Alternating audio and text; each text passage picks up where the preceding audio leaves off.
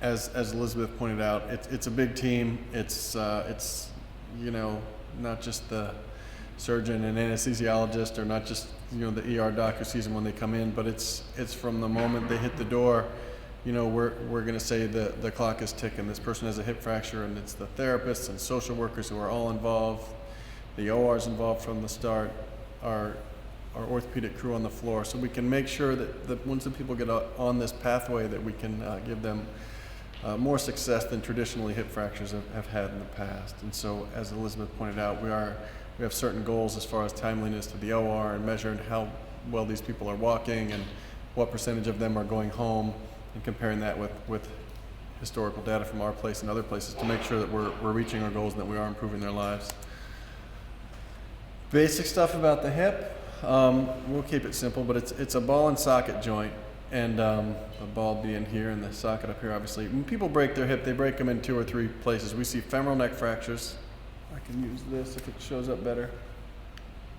But people break the neck or the intertrochanteric region, the lesser and greater trochanter there. We often see an intertrochanteric hip fracture. Or down here, the more high energy injuries, subtrochanteric fractures down into the shaft of the femur. Usually what we see are, the most common is the intertroch, and then we see femoral neck fractures as well. Occasionally, through the biomechanics of an unfortunate way of landing, somebody will break on the pelvic side as well, and it's a lot more involved to get down there and fix the pelvic and pelvic fractures. Fortunately, the majority of the fractures we see are on the femoral side. Just sort of the patient profile, the typical demographic are that most of these are female. It can certainly happen to anyone, but it kind of follows along, osteoporosis and some other medical things. But high risk groups are female, Caucasian, and as you would imagine, the older we get, we're more at risk for hip fracture.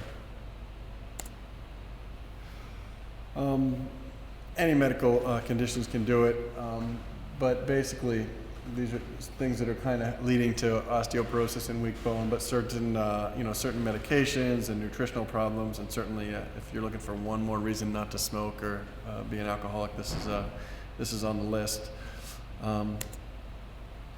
The complications of lying in bed, as I alluded to before having a hip fracture fixed, are it's the bed sores, the pneumonia, DVTs, blood clots.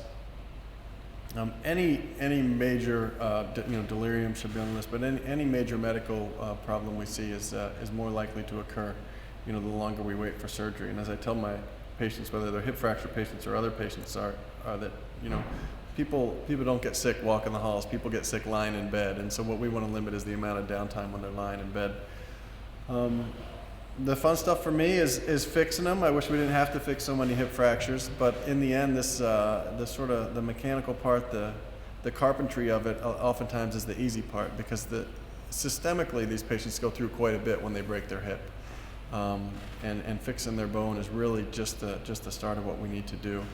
I think I have pictures of most of these, but when they break the femoral neck, we often, if it's displaced, they'll often get a hemiarthroplasty, or half a hip replacement.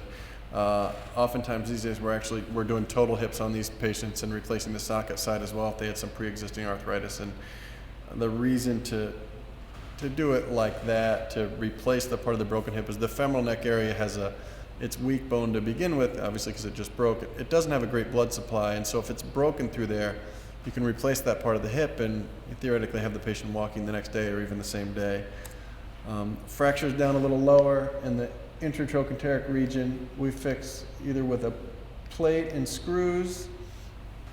Open reduction internal fixation is how it's always written on the paperwork. So ORIF is just a simple plate and screws fixation, or sometimes an intramedullary device, which is nice and probably the most common way to fix these now, an IM nailing, because you can put a titanium nail down into the shaft of the femur and put these other screws across and do it through, a little incision up here, a little incision there, and a smaller one there. So you're really indirectly fixing the break and line it up under X-ray. So you don't need to go in and muck around with the broken pieces and disrupt their blood supply. You can line them up under X-ray and fix it. And that, I think we probably do one of those at the hospital probably almost every other day, it seems. It's probably one of the more common operations that all of us do in our group. Again, we've talked a lot about the adverse medical issues that we're trying to avoid. And really, I think the delirium and the pulmonary issues are probably the biggest ones, but we worry about any anything they're gonna get, the bed sores, the pain from lying there, and like I mentioned earlier, that the reality is that this often can be a terminal event for some of these people. 20% over the course of a year is a high number, and that's probably on the low side. And so that's really what we want to take these people at this critical point in their care and in their lives, and make a difference for them. And I think our sort of programmatic approach to that, where we have a lot of people on board and make sure we can intervene as quickly as possible and give them the appropriate medical management, I think will really make a difference in a lot of their lives. So